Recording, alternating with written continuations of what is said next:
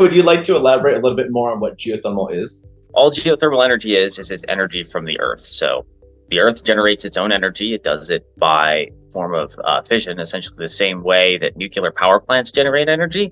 Well, the earth is doing that in its core. It's creating heat, which causes circulation throughout the entirety of the outer core, which then creates circulation in the mantle, which transfers that energy up to the surface. These geothermal energy pockets are basically hot spots, places in the crust that there was some form of partial melting or a great deal of heat, residual heat left over from a partial melting event. In those little hot spots, you get water that is still liquid when it's under that much pressure, but when it comes out and you drill into it, it becomes steam and the steam pours out. Some of them are just straight steam pockets too. Sometimes it's not just hot water. Sometimes it's actual steam pockets. So we drill into those steam pockets and then we lay down piping and liner and we collect that energy and we run it through a plant.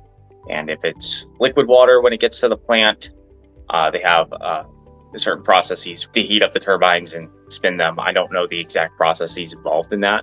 If it's straight steam, the steam just runs right through the turbine and turns the turbine. There's also newer, more advanced technologies that are coming out in terms of how they generate and exchange the energy from the steam.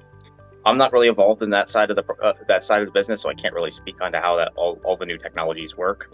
They also have lots of new crazy drilling techniques where they inject water into the ground to create fractures, kind of similar to how fracking works in the oil and gas industry, so that they can create steam pockets, places where there's no water.